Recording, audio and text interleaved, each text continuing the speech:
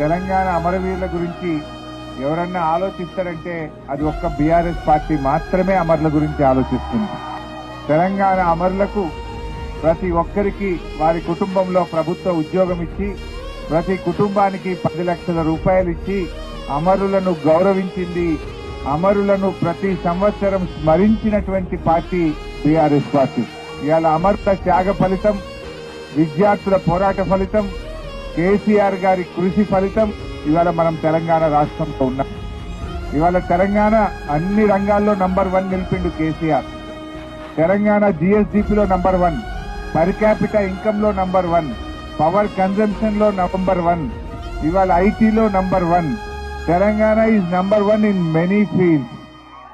అయితే 10 ఏళ్లలో కేసీఆర్ గారు తెలంగాణను అద్భుతంగా నంబర్ 1 లో నిలిపితే రేవంత్ రెడ్డి గారు సంవత్సర పాలన